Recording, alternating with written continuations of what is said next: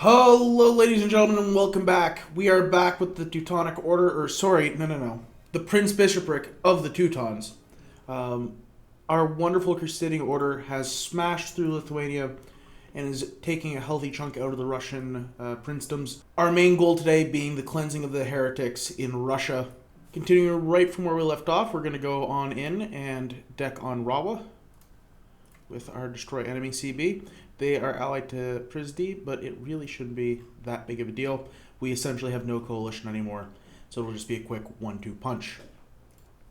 Alrighty, this has been a very uneventful war, just running over Rawa and sitting on the fort in Prizri. We're just going to essentially take the one state up here and take all of their money and all of their alliances, take war reps, take some maps.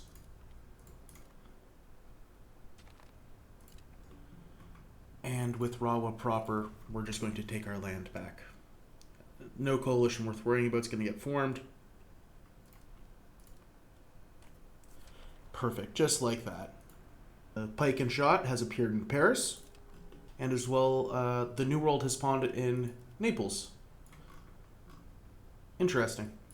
I never took Naples for being much of a colonial power. So, just taking a look at some of the countries that still stand in opposition to us, we've obviously beaten Novgorod over the head a couple of times.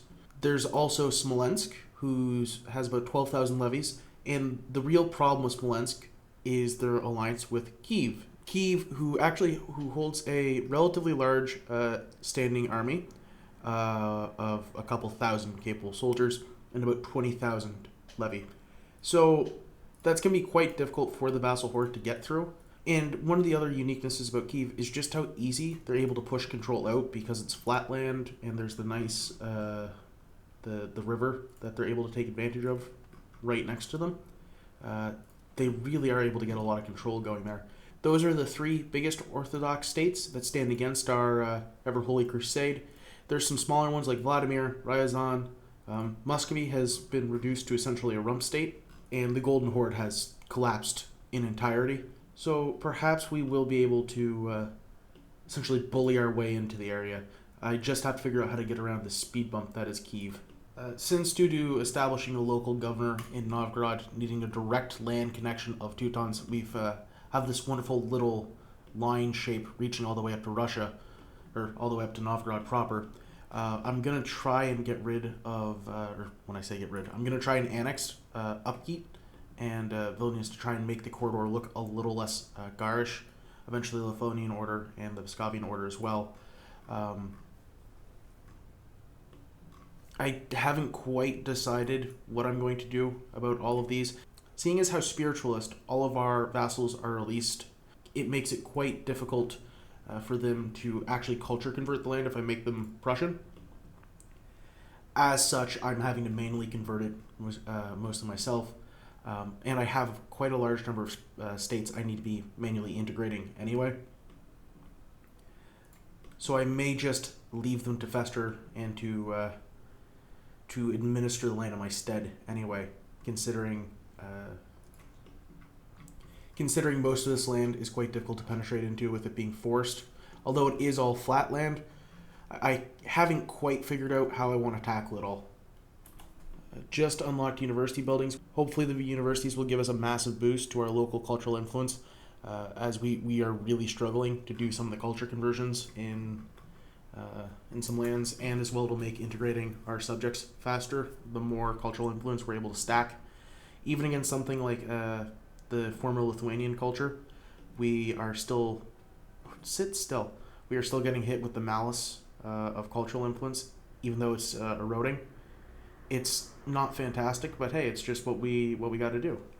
Since we've just gotten the law education of the elites, I was looking and trying to figure out what to do. The 10% crown power from education with theocrat cried out to me. Normally I would just go for mixed institutions, but then I saw education with missionaries, and that's sweet plus 50 to pop conversion speeds. With how much work we have to do out east, I'd be ashamed if we couldn't convert everybody just to what they need to be. So I really can't say no to a plus 50% or plus 50 flat conversion rate with all the modifiers we can stack. So normally when I get a pop-up to intervene in a rival's war, I ignore it because it's often them just killing some random thing. But this time, Kiev has gone to war with Halak, which has given them another 30,000 troops to fight against. Even if I don't get anything out of beating up Kiev, I mean, Halak is a Orthodox kingdom, but even still, just the chance to weaken Kiev and to steal their ability to grow more powerful. And in return, I could essentially just punch down, maybe break their alliance with Smolensk and free Smolensk up to be eaten. I think that's too good of an opportunity to pass up.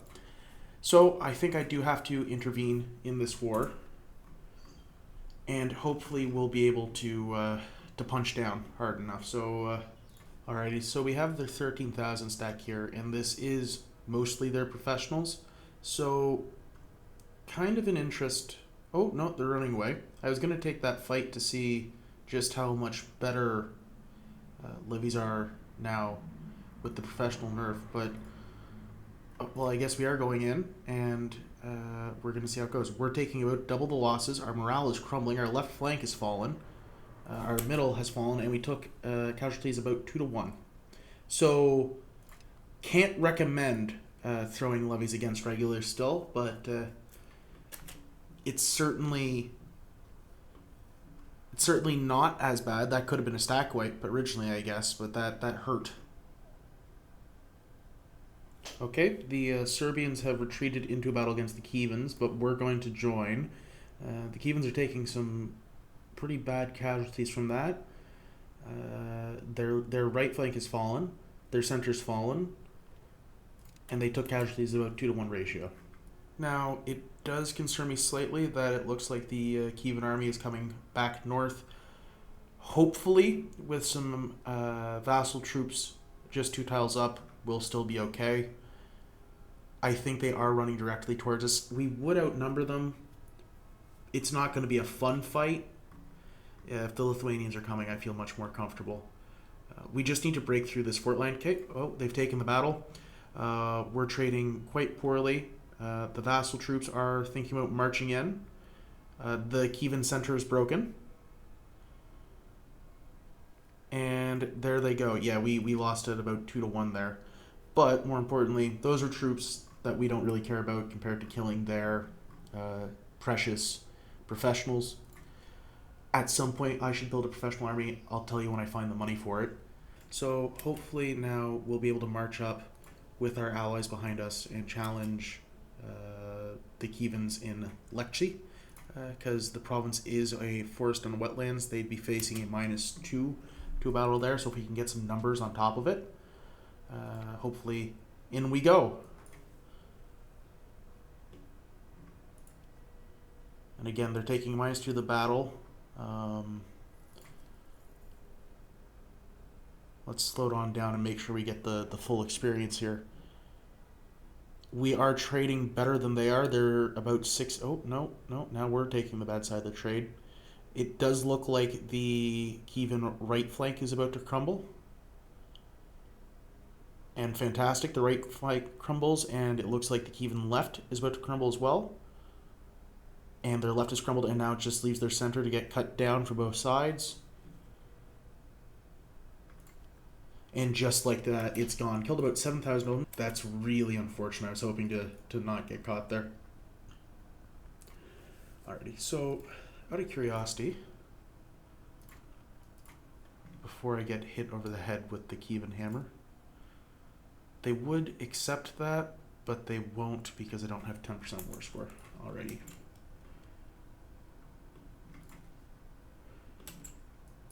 I just don't want to be in this fight, so we'll retreat out of it. Now, I believe those 4,000 troops, yes, those 4,000 troops are the entire Kievan standing army. So there's really nothing to fear so long as we know where they are. I am going to run away, though. We can also steal a lot of money from them, as well as get war reps, and promptly, most importantly, we're annulling their treaties with Smolensk, and we'll promptly leave the war, making off with 1,000 ducats like a bandit. Alrighty, and with the destroy enemy war goal we just got, we're going to go in on Novgorod with our good buddy Sweden. Their army is completely decimated after they just got invaded by Smolensk. And I'm pretty sure they have absolutely no forts in their entire country. So we're just gonna plug walk on in there and see if we can't eat up as much free land as possible. And with the Novgorodians proper beaten, let's just see what we can take here. Oh, the land is worthless, less than worthless. Like I'm not even getting any AE for all this. Is this worth more? A little bit, but not that much more. Okay. I wasn't planning on full annexing them, but already and just like that, we'll finish up the Novgorod War. I was expecting them to put up a bit more of a fight than just one war, but it seems like they really couldn't put up that much more of a fight though, and now we just have a really big Prince Bishopric of the Teutons. Everybody take a nice mental image of these borders, because now I have to cut it all up and give it away to vassals. And just like that, we have conceded essentially all of the Novgorodian land away to Ryazov, Tver, Blue Zero, Anus Karelia, Inner Anus Karelia, Velsk, Onega, and Yaren. Not all of them, well, no, actually, all of my vassals are still loyal. It's a shame that they're going to get negatives every time I annex one, but, is what it is. They also, oh no, we did also manage to steal a, I believe, totally useless market here. Yes, it has a value of 28 ducats in Voldag. While I've been staring at the culture map, doing my best to finally core some of my home culture land, it made me think this game had missed a massive opportunity to make the Prussian culture like the yellow of Kashubian. For those who know Victorian 2 without DLCs, you know exactly what I'm talking about. And if not, go get your eyes burnt out by Yellow Prussia. Alrighty, and we just finished annexing our former vassal of Lida. So we are starting to clean up this area. Again, the problem is all of this is still wrong culture relative to Prussian. We're going through and cleaning that up. It just takes time. And I do want to fill this in properly so all of our old land is cores, and we don't leave something like Putzig behind, where it's 70%, or something like Baldenberg, where it's 80%. But once we finish up there, we'll be able to turn eastward and make it look proper. Alrighty, and just like that, we finished annexing our vassal of Vilnius. So again, slowly filling in the gaps, making the fucking border blade over here look a little bit better. Just to see if this is still going to be a big pain in my butt, I'm going to try and convert Polotsk, who's a one province minor, over to Prussian, and we'll just see if they actually are able to convert the land over or if they ignore it.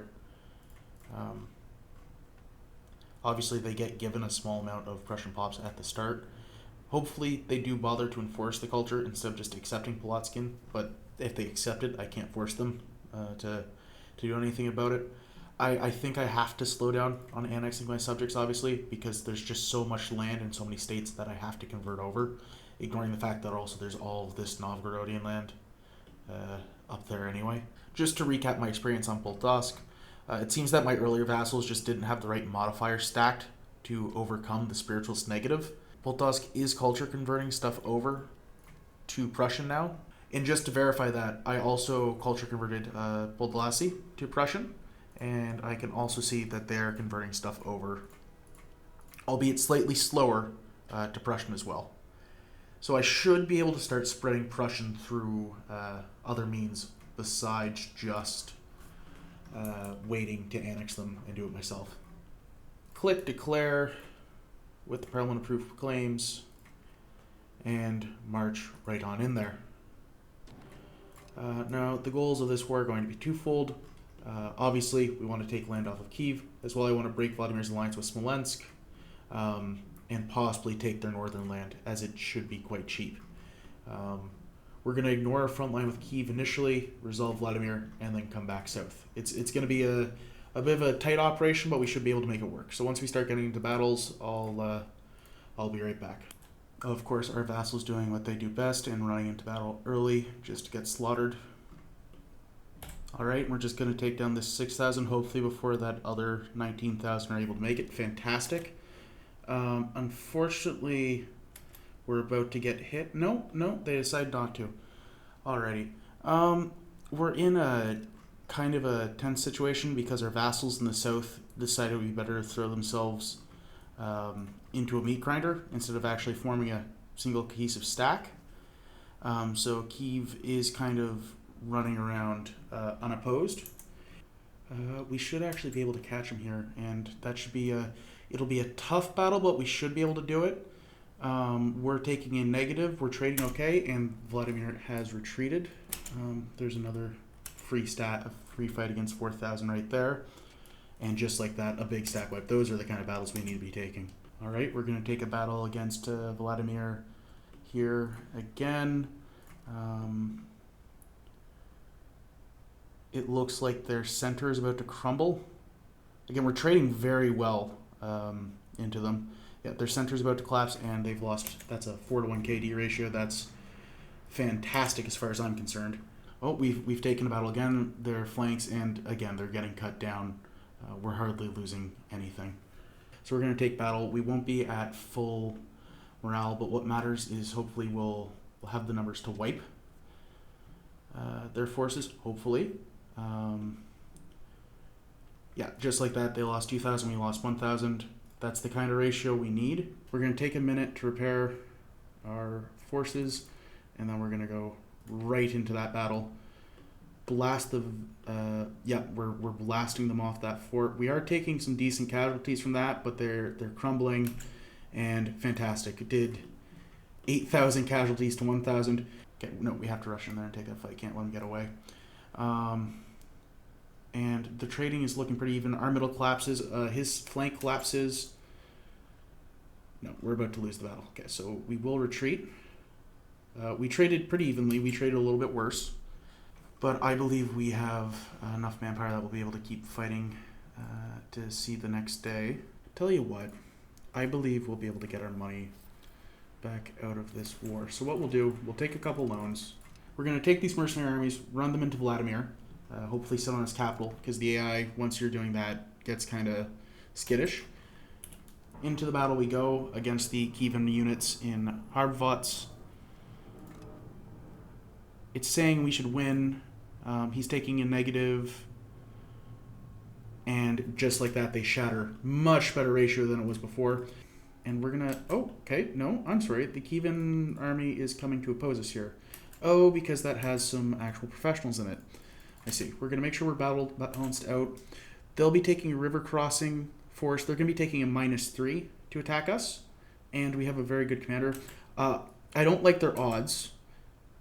That's not that battle. That's the Vladimir battle. And we can see immediately they're trading extremely poorly into us, about 60 for 10 or about 40 for 6. My only concern is our right flank's looking a little weak, but no, it's recovered. We're now even. They're still trading incredibly poorly, though. It looks like their left flank is about to collapse. And just like that, their left flank is fallen, then their center falls, and then their right flank falls. We lost 800 men to that. They lost 5,000, was it? Luckily, we have our subjects going around liberating things. The numbers of this war are very much in our favor now. While we're sieging the capital, we're going to say, please cancel your treaty with Smalinsk and demand a truce. Now, with Vladimir out of this war, we can take a deep breath, because that pretty well means we've won. I'm going to send my mercenary army around to start unsieging. Oh, motherfucker. Alright, well, something interesting has happened. Kiev has allied Smalinsk, or presumably Smalinsk has intervened in the war. I'm not sure that I can stand against that. That also completely disrupts my intentions of what I was going to do after this war. For 7,000 men-at-arms, 900 ducats. Can't say no to that. Okay, so we'll hire Von Crumpet, use him to go and burn down Smolensk. Hopefully 7,000 men-at-arms is enough to keep away the worst of them. That's all peasant levies. Whereas I am at least some professional troops. Thank God for bad AI. We've almost made it to the roads. We've almost made it south. They are about to hit us.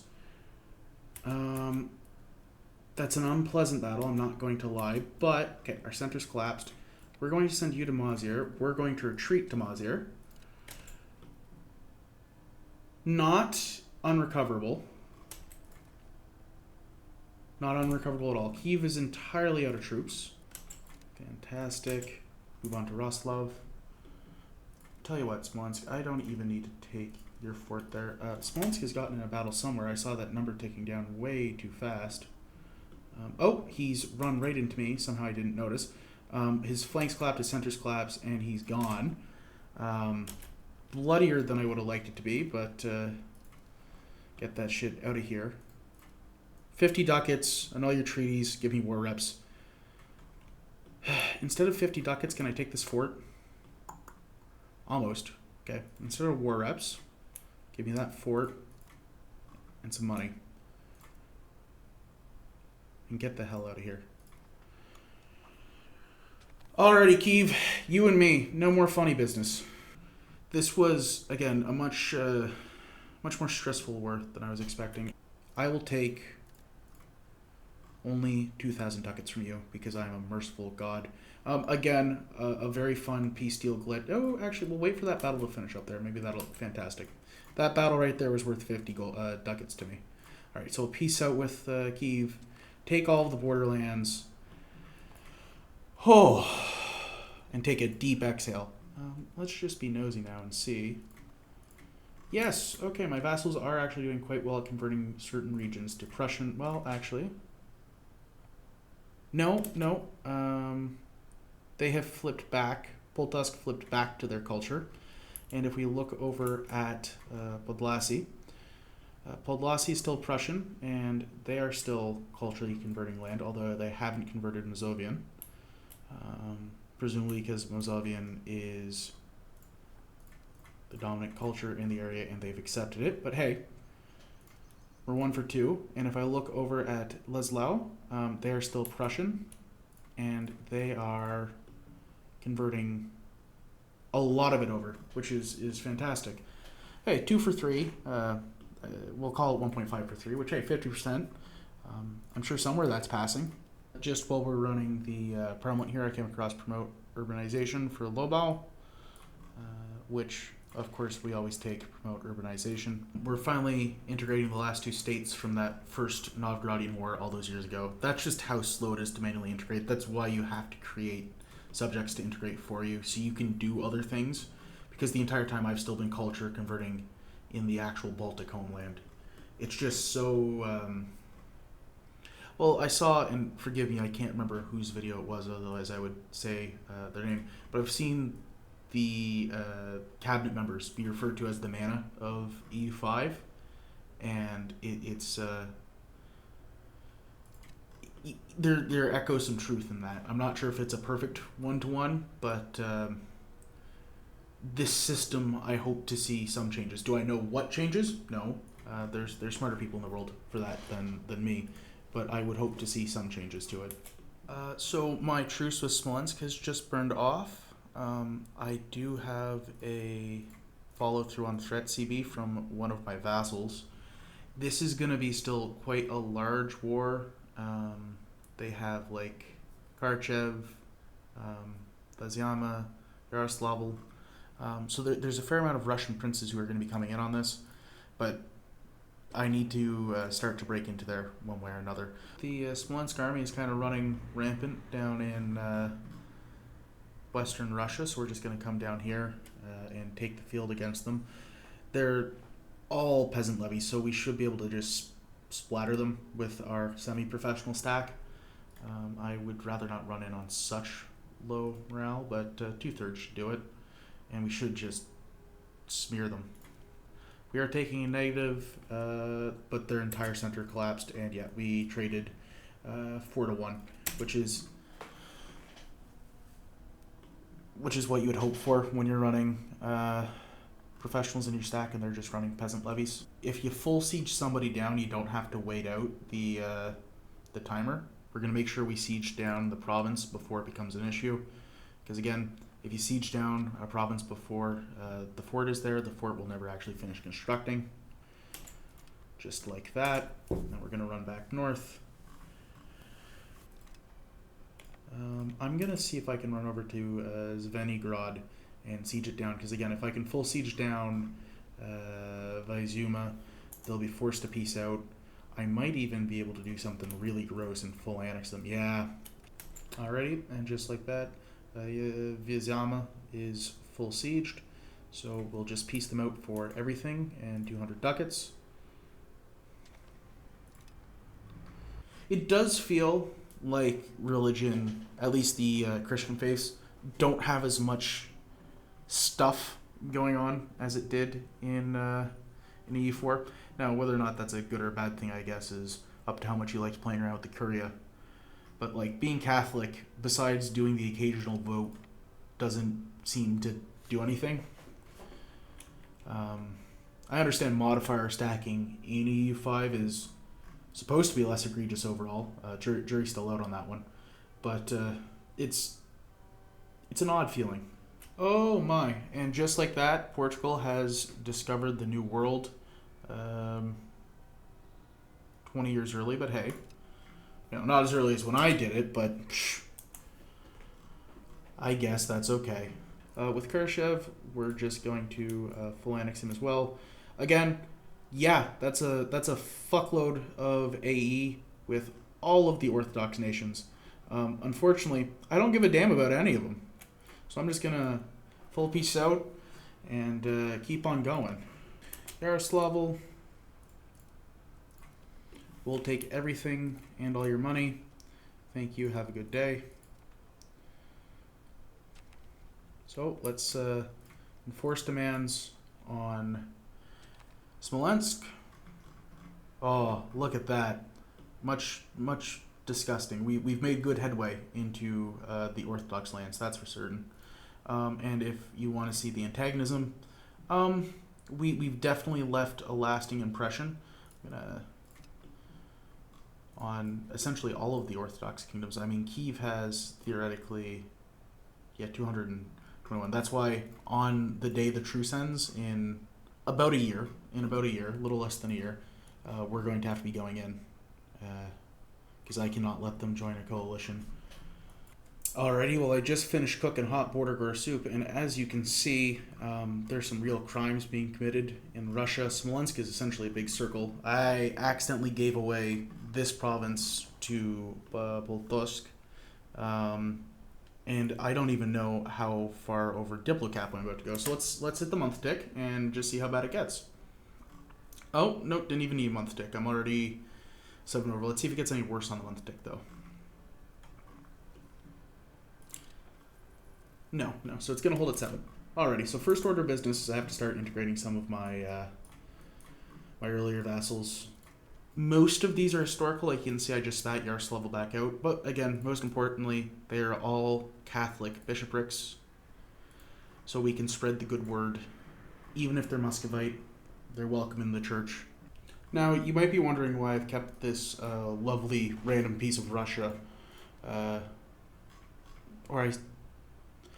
Would this be a random piece of Russia or a random piece of Perm? Either way, you might be wondering why I've kept it. It's because I'm going to use it to send out some explorations, just to make sure that I have all of the Russia region within my borders, so I can officially decree that the Orthodox Church has been desanctioned already. And just like that, we're going to declare war on Kiev. This is still going to be kind of a rough war because we're going in against Vladimir and Kiev again. No, there's no good answer to that. I just have to keep cycling them. Now, the good part here is Kiev's professional army has been reduced to be significantly smaller. So,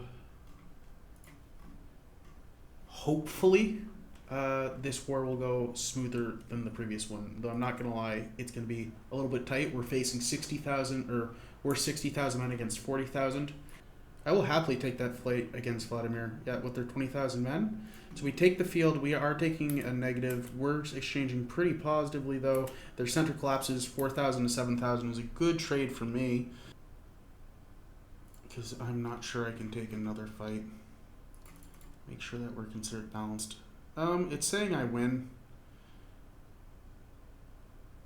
We're going to take the fight one more time just for shits and giggles, I guess. And one more time. We are trading negative. But... oh, it's going on longer than I like. Their flanks collapsed. Their centers collapsed. Yeah, I can't take that again. So we do need the mercenaries to come on in, and hopefully we still have enough in the tank after this to beat down Kiev. The point of this war isn't to take vast swaths of the territory. It's just to break the coalition. You know, coalition cycling, the best thing since EU4. Is this? It's on flatlands. It would be across a river. Not if he does that, though. Okay, he's coming to fight me, so we're actually going to stop and stand. He's going across river into forests. We should crush him here. Absolutely decimate him. Again, the entire way I'm framing this war is just to keep Vladimir and Kiev separated. Because if they do come together, life gets difficult. Hopefully we can make it there on time to save Sweden. Maybe Sweden won't need saving. No, their flanks collapsed. Hopefully we make it there on time. They're fighting basically to last minute. No, okay, we're in against Tver, and we're deleting them. I think they will give me land. You will give me Tver as well. Fantastic. Get the hell out of here, you ugly Russian. Now, Perm. Yes. Oh, you're not. You're actually a heretic. Well, that makes my life a bit easier. And if I just check the regions... okay, I don't have to worry about you anyway. You're in the Urals. Luckily, this is all the Urals.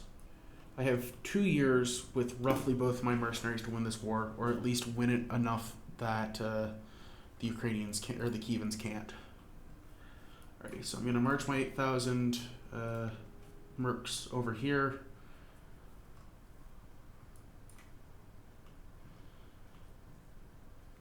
And I will liberate Ulfsk and what is the terrain of this location? It is a wetlands and a forest. So they'll be taking -2 on that province, which we should be able to beat them while they stand on.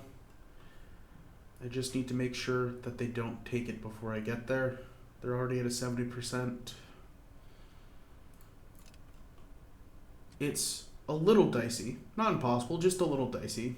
Everybody will go and stand in David Hordosk. Hopefully they don't take it on a 7%. If they do, that's just really unfortunate. I really can't control if they do take it on a 7% or not.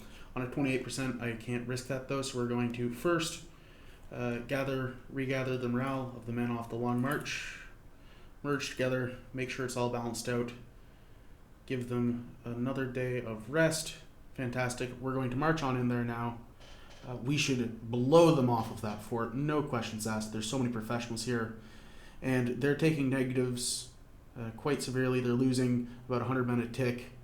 Their flank, their right has fallen, their center has collapsed, and their left is gone. We lost 2,000, they lost 7,000.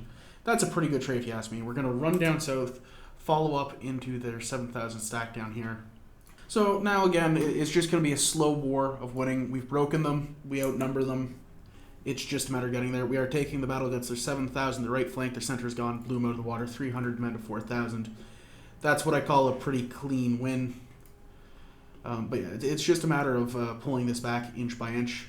I do wish there was a hey, target this button like there was in EU4. Even if the AI ignored it, it was just nice to have. Our vassals are starting to threaten and liberate some of the areas again. Most important thing I can do is rebuild the fucking local administrator that I accidentally destroyed up here. So I'm gonna have to prep to integrate Poldosk. The Kievans are on the march again. Oh, no rest for the wicked, huh? Why is it that they get to have all the professionals and that my guys just keep getting the levies, the vassal or the peasant levies? Kiev is down to... Oh, and Smalinsk has managed to join this war somehow. I'm assuming because they've been allied to Kiev. Interesting choice, Smalinsk. Just out of curiosity, could I eat you whole? You know what? Actually, I will hire the Militant Faithful. They'll be a little bit expensive, but Militant Faithful, go kill that bear. Well, that's a convenient event. So Smolensk has decided to join the war. Don't know exactly how they did that, but that just means that I'm going to eat them whole and then spit them back out as a vassal. And the last big limits that I'm hitting then, yeah, it's Vladimir, and then it's basically, that's the last limiter. I guess I could go in against Perm too, but how much of Perm? No, Perm doesn't really own any of Russia. Oh, just like that, we've sieged down the city of Kiev. We'll go make sure the war doesn't peace out over not taking the actual war goal. And again, after fighting the three biggest Russian powers back to back to back, we're still coming out ahead. The war isn't won yet, so I should watch what I say, but we're far from losing. Come on, you Smolensky bastard. Tap out. Nope, one more go around then. Please and thank you. Kiev is getting close to liberating their capital, and I really would like to go home. This is going to be the fourth 35% siege, and some of my mercenaries are thinking about backing it in. So let's get me home, boss. Get me home. Please? Nope. Alrighty, let's go for number 5. Lucky number 5. They're really thinking about breaking through those walls down south, so... Oh, and they got a 14% siege. Fuck you, game. And they refilled the garrison too, didn't they? Because they're smart. You fucking know they did. And then I get Smolensk. Okay. Okay. I know what we're doing here. Screw you. Give me the land. Nobody cares. Right? Smolensk, Vladimir, yeah. Tula, Kiev, Muscovy, yeah. Nobody I care about cares. Alrighty. Now then, Kiev. Seeing as you took your capital back, I'll let you keep it. Just give me this land over here. Break your alliance with Vladimir. Stay the hell out of Russia. Because I'm as much as I would love to go into Ruthenia, and well, I guess I could. We'll see. We'll see how I'm feeling after we finally cleanse the Russian area. Point being, stay the hell away. Don't come back. Just like that, the war is done. How do people feel about me? Not great, not gonna lie. Poland is right on the line. And all of Russia would happily fight me, but besides that, that's why we improve relations with Poland. Alrighty, so I just did a bit of a tricky thing here. I had Poltosk transfer locations over to another subject, that of Viscovian Order, which only costs negative opinion. So if I hover over this, Pskov loses a bit of opinion with me, but they don't actually get any more disloyal. So I had them hand off these 3 provinces to the Pskovian Order, or 2 provinces, and I took one from Poltosk. Because you can't seize land if a vassal is disloyal. Where is it? Seize territory. Requirements not met. The vassal has to be loyal. So what I did, I had Poltosk give away Vedoriste and Razny. I seized Adveja from Poltosk, and then I seized Razny from the Pskovian Order, as well as Vedoriste from the Pskovian Order. Now, obviously, that has made both of my subjects quite upset. Fairly so. I've just stolen land that they technically owned correctly from them. But more importantly, this has re-given me back my direct land connection to Novgorod. And you might ask, why is that important? Because when I accidentally conceded the land of away to Boltusk, I disrupted my land connection to the city of Novgorod and lost my local governor. So, hopefully, no, I'm not building a local governor in Danzig. I would like to, on the month tick, place down another local governor in Novgorod. It just has to update that I have a direct road connection. So, what did we learn? Don't fat finger giving away land to subjects. And if you do, don't do it in Iron Man, so at least you can unload or reload. And just like that, get it back in Novgorod. Because my control in Novgorod has tanked so incredibly hard. As well, actually, is it Lov? You switched back to being Polish. Have you converted it all back to Polish? Unfortunately, yes, already. You've stayed Prussian? Yes, and you've converted most of everything to Prussian. Good, very good. Solowaki. Are you loyal? No, you're a disloyal subject because I converted you to Polish, or I converted you to Prussian, and then you converted everything away. Rant corner with Brown Dog too. If they're going to make culture conversion a core tenet of this game, when you enforce culture on a subject, they should be locked into that. Because the fact that I am playing enforce culture on Nimrokla, and then they flip back to their original culture, makes the fact that I just spent a lot of their loyalty converting them to Prussian entirely useless. In fact, it makes it actively a negative. If that is an undesired play pattern, then that is on Paradox to find a better resolution.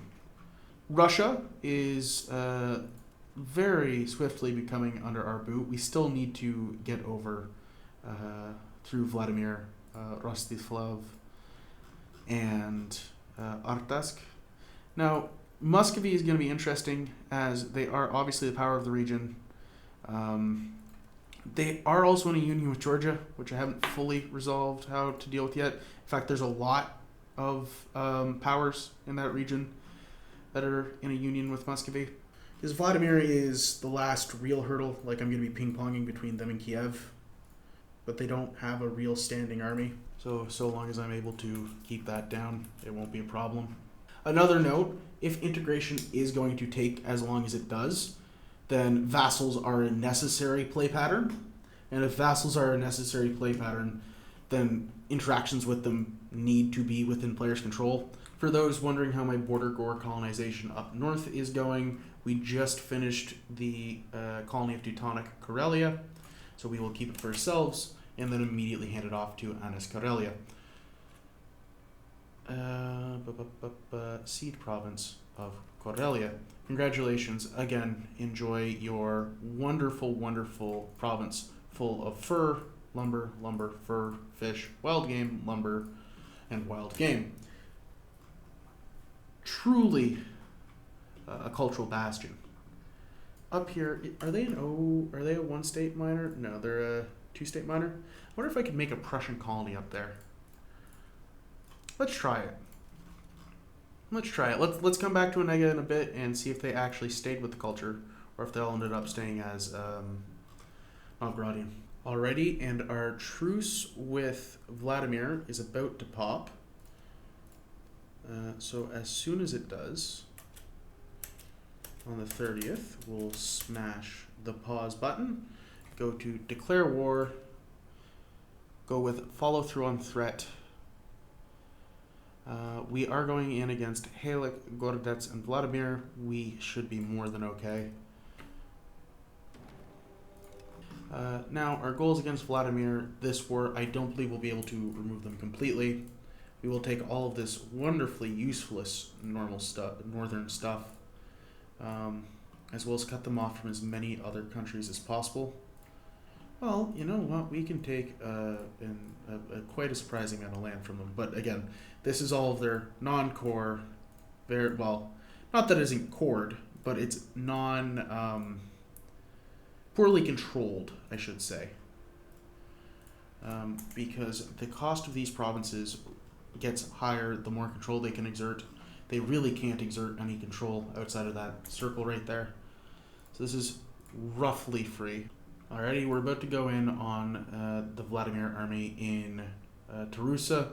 They have very few professionals compared to our army, so this should be a proper stomp. And as we get into the battle, their center falls apart immediately. They take 5,000 casualties. We only take 1,000.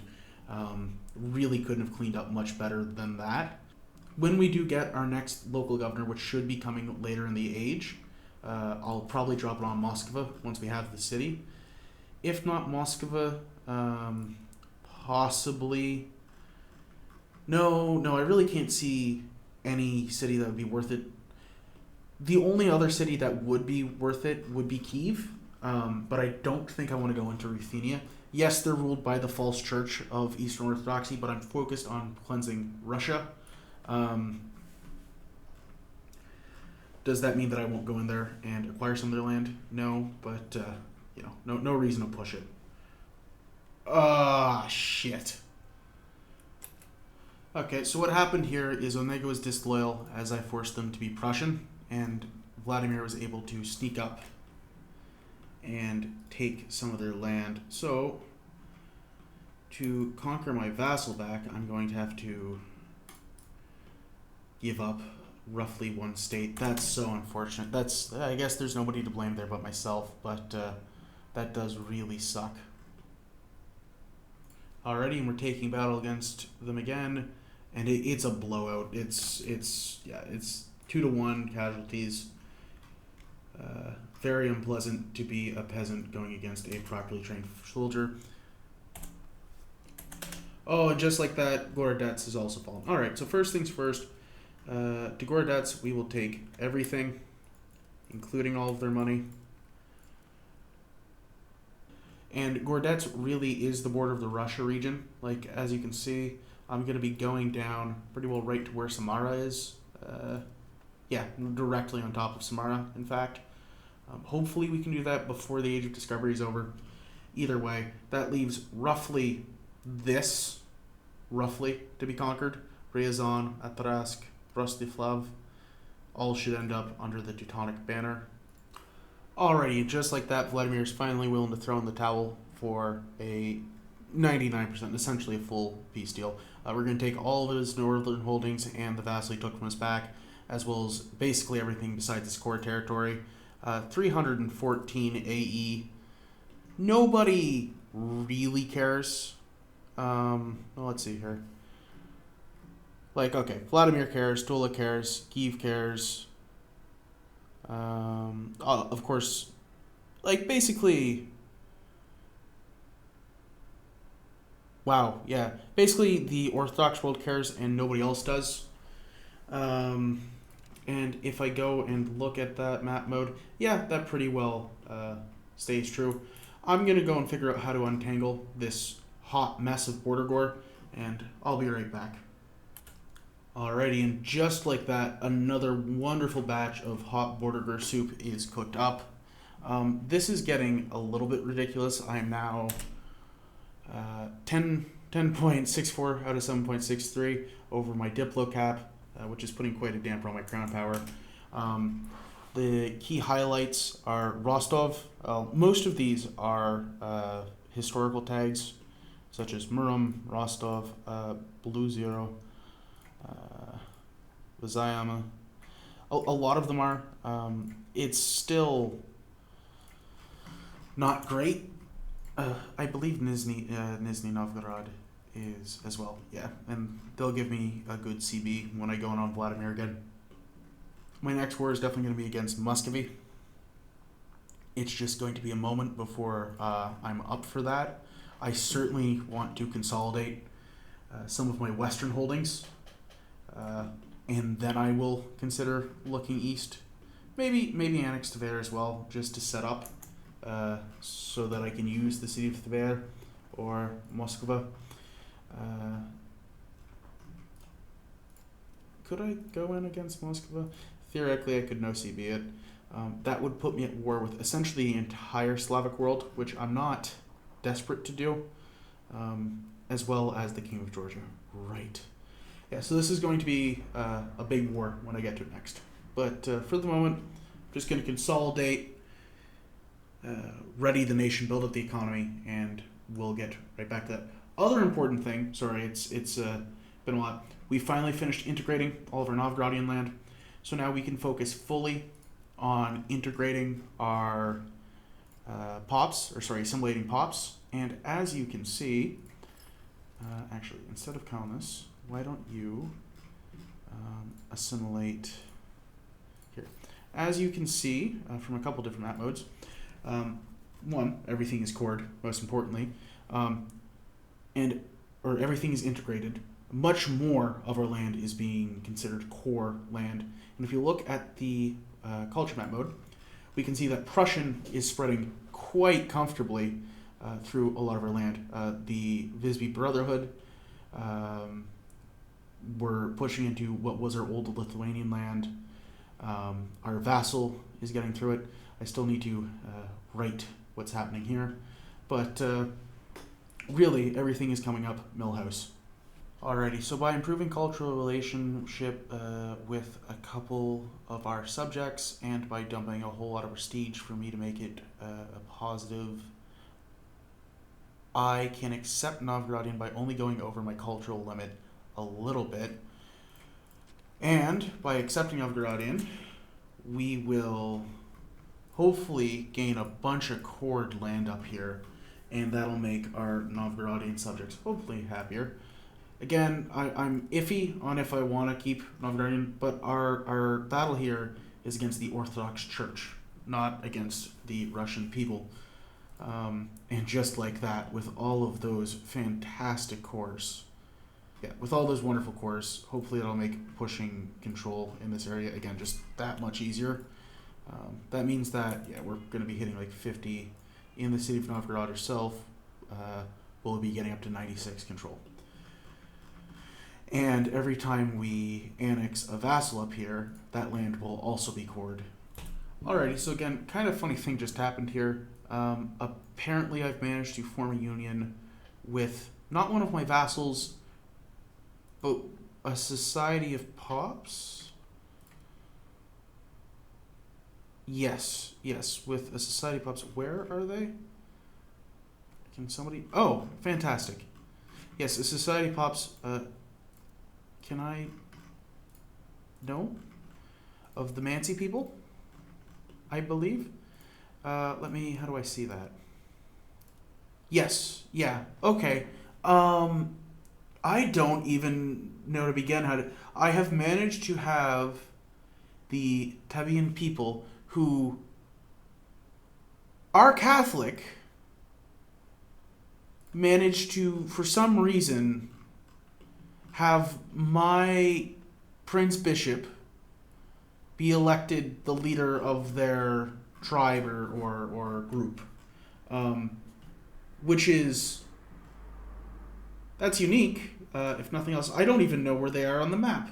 I've clicked on them, and it just takes me to some random province in Siberia. But that doesn't even have their culture there. So, hey, one more friend doesn't hurt. Alrighty then. Alrighty, and just like that, we've annexed the first subject we've annexed in a while, Poldasi. I don't want to go too fast because annexing too many subjects will piss off all of them in ways that I can't quite handle, and there's just a couple too many subjects for me to really get away with them all being upset. 42 of them, in fact. Alrighty, and we also just got foreign culture law researched. As such, I think we absolutely have to go with agrarian constitution.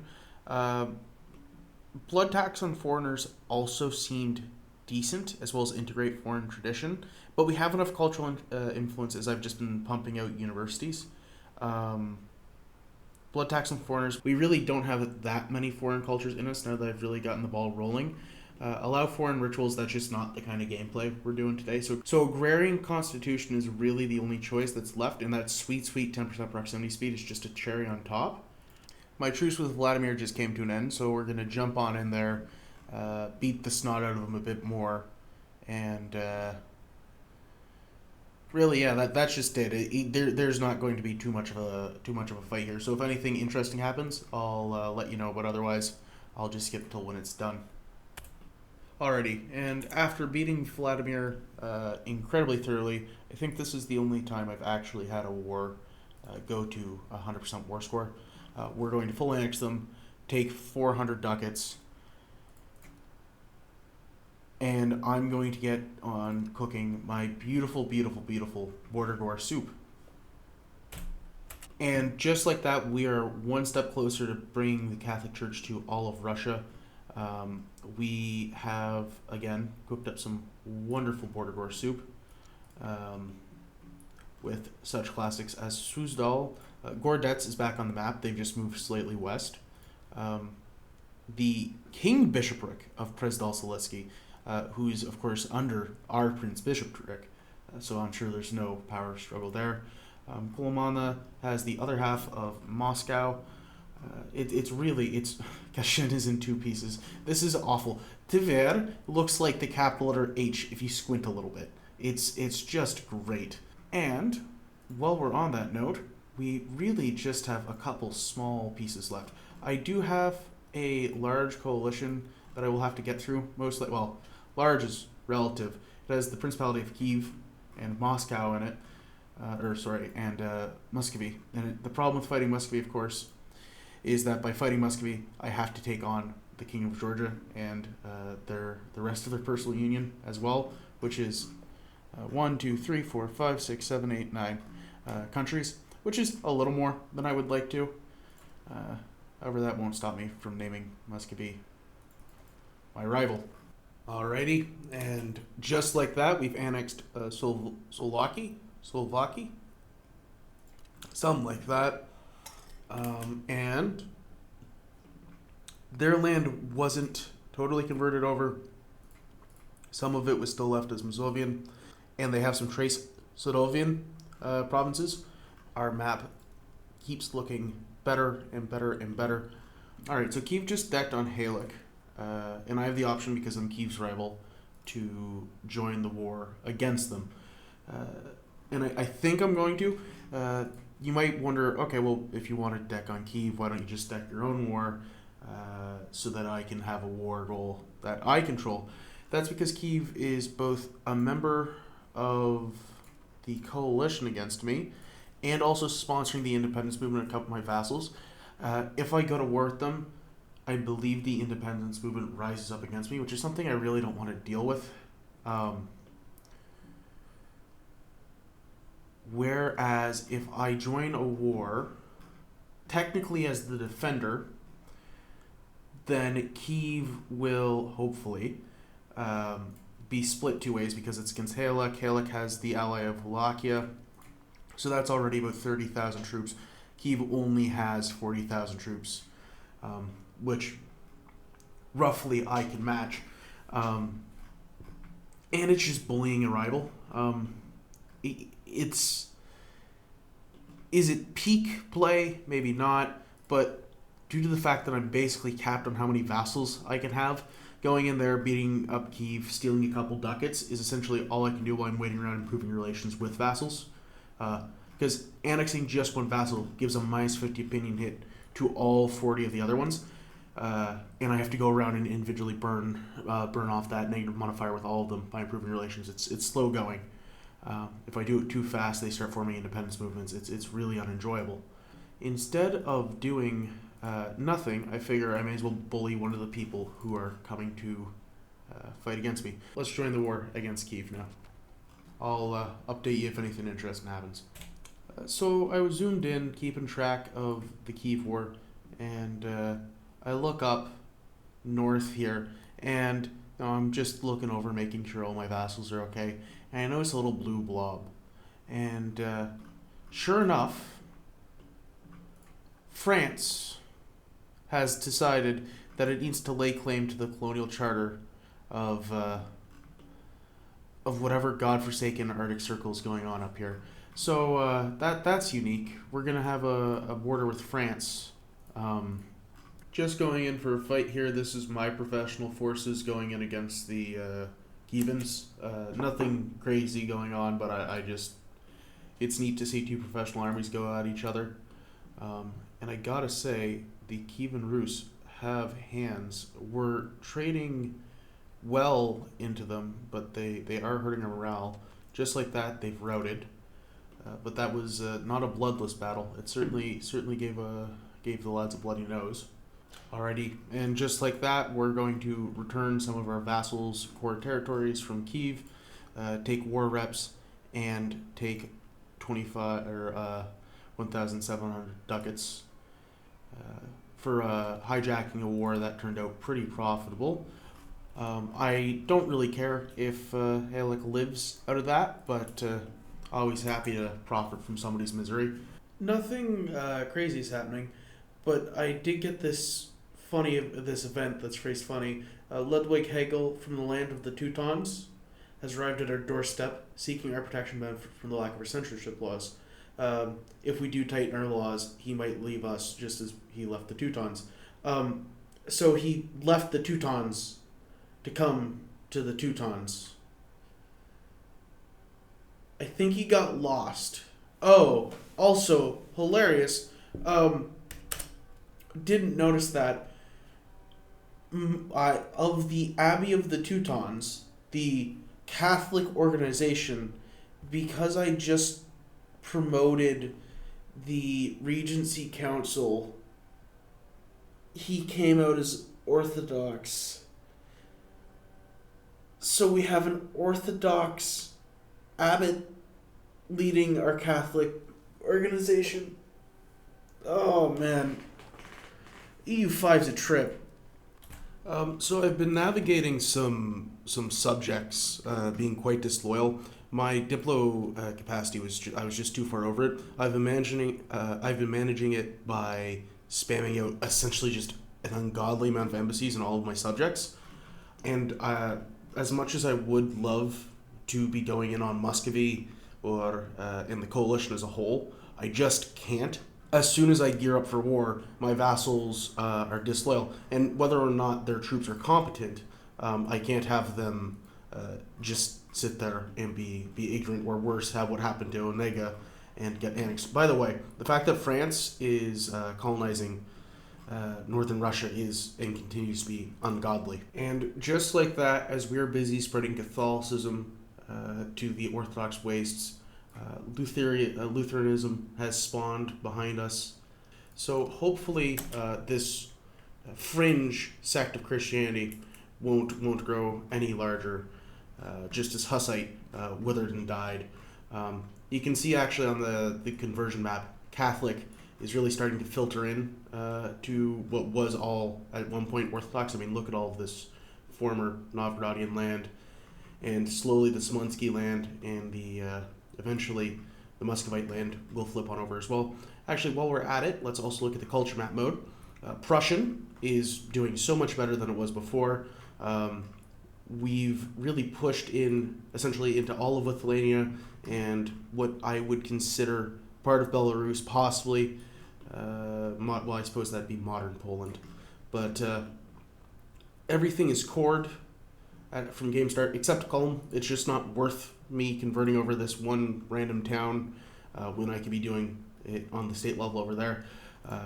Novgorodian, of course, is accepted so that we can get that sweet coring on our provinces. I'm not going to pretend like I have messed around with the Reformation mechanics before, but it is concerning seeing that I'm about to have 150 different Lutheran preachers going down in my world, or going down in my realm.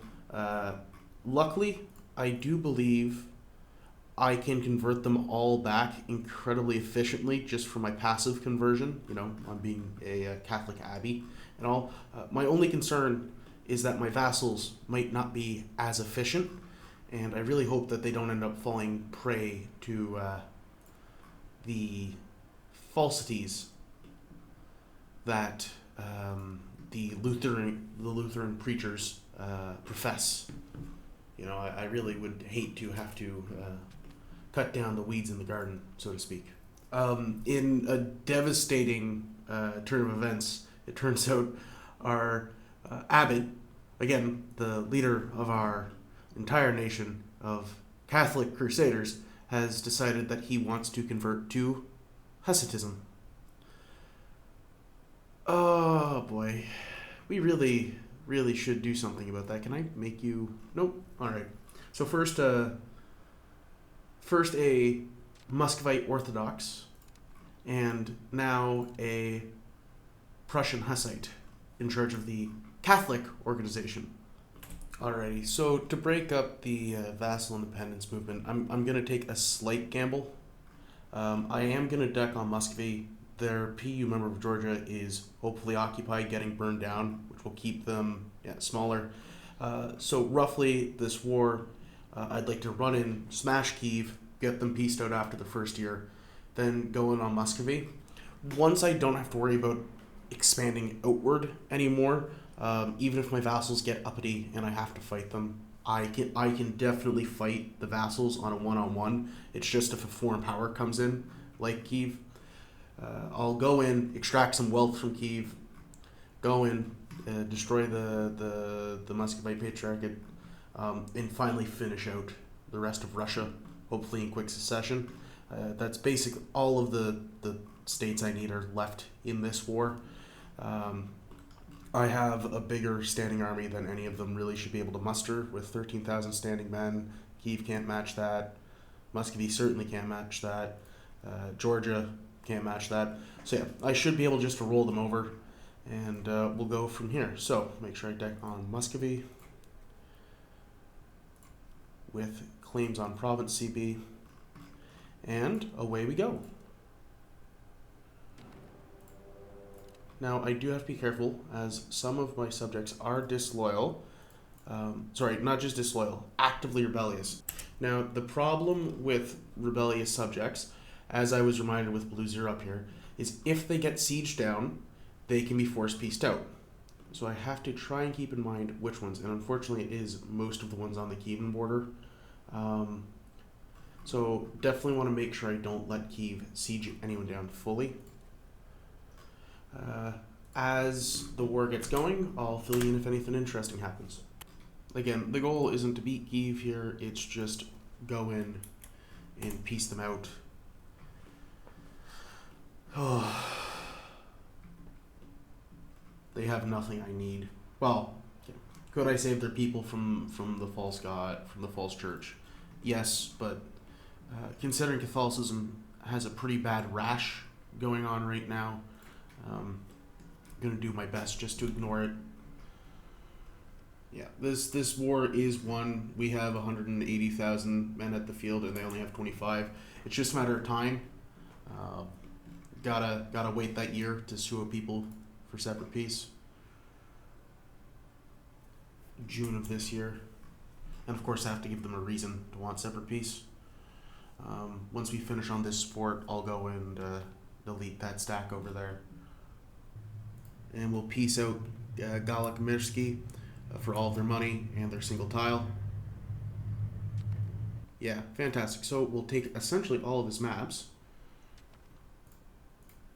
and we can see a little bit more. It amazes me how the AI can't just sit on a fort. Like, they do the recalculations so often that they find something more valuable to go and jump on instead of just sitting in the one spot. Like, if they were brain dead and just chose to sit on the fort, I think they would be more worth it. But you can't trust them to. Although, I say that, if I'm lucky, my vassals here could go and siege the capital, but I think they're going to run off down south. AI. Please change.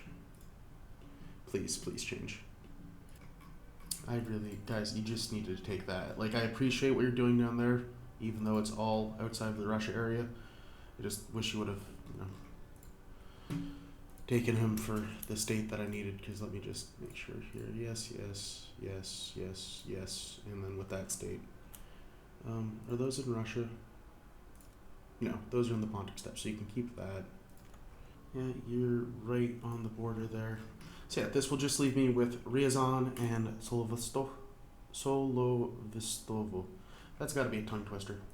And once we take out both of those, we will properly have the Russia area under our control. We might actually be able to do this before the Age of Reformation, which was kind of my goal, even though the Reformation's already found me. All right, so we'll take 70 ducats off of Kiev, which is literally one more score of money, just so I can say I won the war instead of white piecing. And I'm going to continue my romp in an attempt to find more Russians to beat over the head with a big pointy stick. Georgia, sweet Georgia, would you want to leave? All right, so we'll white piece out Georgia, just so that we don't have to deal with them anymore. Alrighty, our cannons are about to start bombarding Moscow. We've finally started taking the last province we need in Atarsk, so we just have to wait for them to full siege down. Just like that, we will take everything besides the pants they came in on. Again, just want to confirm that's in the Russia region. Yes, it is. Fantastic, and a little bit of the Pontic steppe, but that's okay. And the provinces you have over there are not in the Russia region. All right. So we'll take all of that. Woo, Teutons. For Polgoy Zamishki, we're going to take all of his maps, take all of his money, take some more reps, kick him the ass, send him out the door. And just like that, we've discovered so much more of the world. Look at that, the beautiful map being filled in. See all the way down to Yemen. Still can't believe that France is one of the countries that borders us. That's disgusting. Alrighty, and with the falling of the last Rostovian fort, I'm pretty sure the Muscovite vassals would flip to me because I'm fully annexing Muscovy. I don't want to risk it though, so I'm just going to take all of the Russian land that they do have, plus a little bit more, just because that fort's annoying, and whatever money they're willing to give me. Again, theoretically, coalition, really bad. Unfortunately, I don't care. So we'll just do this. Okay, so yeah, Rostivo did flip to me. Probably should have full annexed them anyway, because they do just hate me. Fair enough. I'm going to keep Moscow for myself, as well as one of the provinces out here that borders Ryazan and Solovestov. I've not said that right consistently once, just because those are the last two pieces of Russian land that I have to take to have Orthodoxy be pushed out of the region by my standards. Well, Sunnism as well, but we're here for the Russia region. And you know what? That map is looking wonderfully gray and really beautifully Teuton. All of my vassals are, of course, back to being somewhat disloyal, but hey, you know, one thing at a time. So I was just looking at Ryazan and Solovestovo to figure out who I should go to war with first, and I noticed that they were in a union together, which is duly impressive because Solovestov is an emirate, which means that the country is Sunni, and Ryazan is very much... Oh, no, it is an emirate as well for some reason, but they're both ruled by a Muscovite Orthodox lady. This game continues to amaze me. As well, Solovestov is in a marriage union with the Ottomans, because of course they are, because the Ottomans have to be your bane in every Europa game. So the good news is I just have one war left to fight for all of Russia. The bad news is it's going to be slightly bigger than I expected, with the Ottomans also coming in with their small 60,000 troops, which I should be able to deal with. It's just a little unfortunate. Alrighty, and just like that, we have our Destroy Enemy CB on Solovestovo. I think I finally said it kind of right. We're going to also full annex Ryazan, take the Russian lands that we need, hopefully not have to deal with the Ottomans, although yeah, they're forced to come in no matter what. And this is it. This is the last war against the wrong religion in the Russian region. So far as I know, I'll have to do one last double check. And if anything happens, I'll make sure to bring you right on back. Okay, so we're going to piece out Ryazan, take all of their money, take all of their provinces, send them a peace And with that piece, that was the final Orthodox country. They were Orthodox, correct? No, they were Sunni. Alrighty. So with that, though, that's the second to last country we have to take. There has not been a single impressive battle. The Ottomans are distracted in Anatolia. We've just been walking through with our professionals. I have levies called up, but more so just because it makes the vassals shut up. So we've just been running around sieging down land that doesn't have any forts on it. It's perhaps a slightly anticlimactic final war, but it is the conclusion. I wonder why this ground looks so hilly if it's just if it's all flatland. Like the terrain itself on the map looks kind of rough. Well, I guess it's just big rolling hills, right? Anyway, let's go and beat down that last bit of a peasant army. Six levies, 6,000 men against 16,000 professional soldiers. We already know it's going to be a wipe. I just want to see how bad it can be. And decimated 200 men to 5,000, completely stack wiped them. Yeah, that's a pretty good trade. I'd take that. And just like that, with this area here, we're taking the last of the Russia region to ourselves. Okay, just as I'm releasing subjects again, I released Rezon as a historical vassal. And what's impressive about it is for my Catholic Rezani, they chose a Sunni, which means that, again, in our Catholic bishopric, we have a Islamic high priest. EU5 gets up to some weird shit, man. Alrighty, and just like that, the entirety of the Russia region is under a Catholic banner. There are no more Orthodox tags in the area, although there are still Orthodox provinces. We're working on converting stuff over. Yeah, that's owned by me, that's owned by Arizona. Fantastic. Now you might go, but Brown Dog 2, there's still another country in the Russia region. To which I would say, you're right. That is. France is in northern Russia because they colonized random wasteland that I really didn't have the money or the bother to colonize.